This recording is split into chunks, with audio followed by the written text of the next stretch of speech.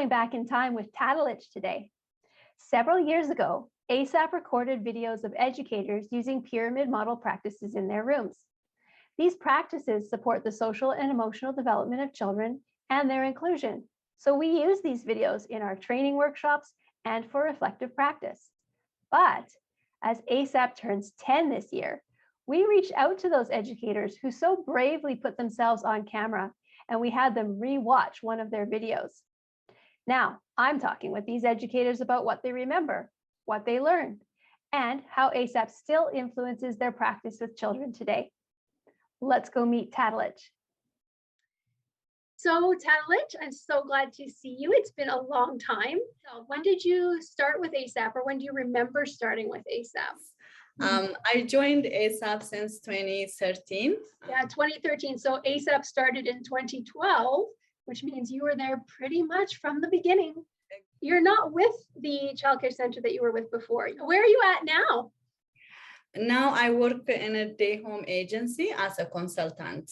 So that's a big shift, because you were working on the floor with children, but now you're working to support those who are working on the floor with children. Exactly. You're coaching in a way.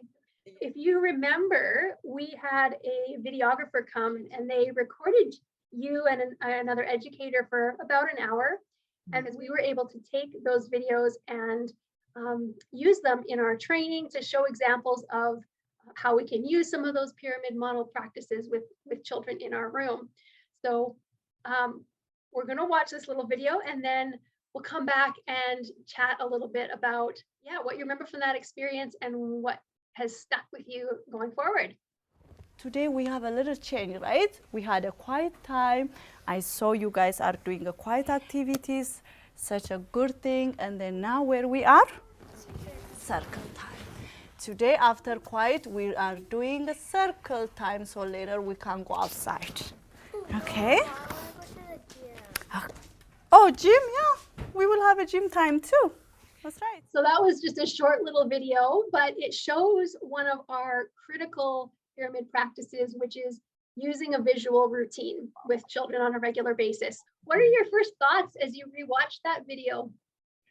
My first thought was when I see, oh no, the daily routine it's really high from the children. It wasn't accessible clearly to them. I was like, wow, we should have been putting it down to their level. Out of curiosity, I noticed you were sitting on the couch. Were the children allowed to climb up on the couch if they wanted to have a closer look at it? Do you remember? Oh, yes, absolutely. Especially that time was a circle time, and that's why I was sitting on the couch and reviewing with them. But on the free play time, even sometimes on circle time, we ask them to do it. Yes, they're absolutely welcome to climb up and reach out to the daily routine. So what else do you remember from that day or that activity?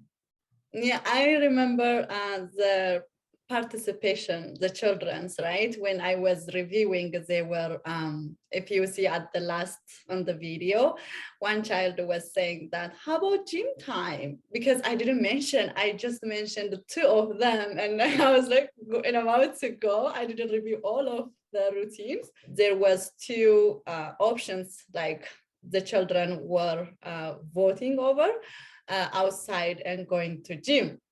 So some children want to go outside before gym, and some children want to go to gym before outside. Oh, wow. Yeah, so we have to vote, how many children want to go to outside before gym, and then we made votes just to practice that democratic practice.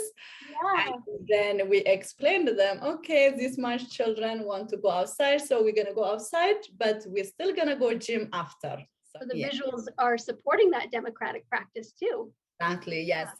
No, actually after that video didn't show the whole picture of the daily routine, but just to give you an explanation, we used to use a hand, one of our educators cuts the hand from a cardboard and then the pointy finger, and we used to move that hand around the pictures, what time it is, and we use a push pin on it.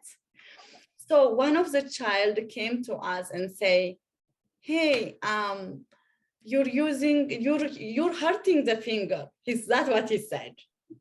Yeah. I was like, what do you mean? He said, when you put a push pin, you're giving AWI to the finger. I was like, wow, nice observation. And I really take it serious, because imagine in real life, you're not doing that. We don't put a push pin on anybody's hand. And why are we doing it? And that, right? So I took it really serious. And after that, we've been intentional about anything that we're doing, because that's what message we are sending to the children. So with our colleagues, we talked that we decided we need to change. And we came up with another daily routine that shows closing, right? When one thing is done, they close. And on the back, it says done. And then again, we put it down to their level. The children were the one who was operating it after. At the beginning, we were the one in control of it. We were the one mostly doing it. But after that, they take over and they do it by themselves. And it's amazing. Like even I witnessed and I see the family's reaction to it too.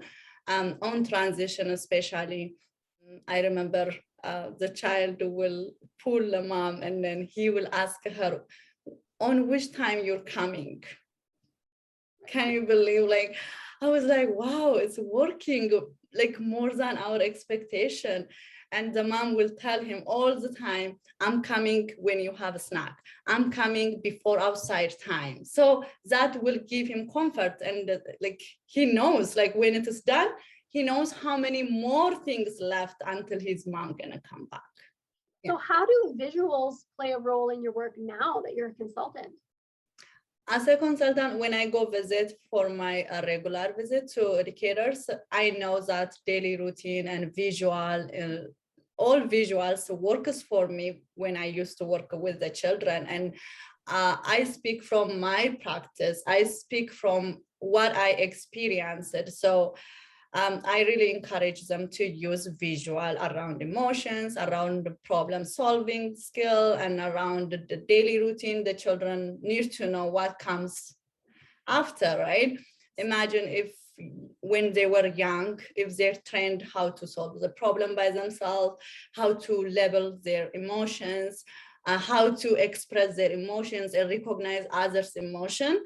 This is a big achievement for the educators. Well, that's great. It's been nice to take this trip down memory lane with you and see where your practices have evolved and moved to since. It's great to see that even when you can leave the space that you were in, but the practices still carry on. So neat to see. Yeah. Well, thanks for joining me. No problem. Thank you so much for having me.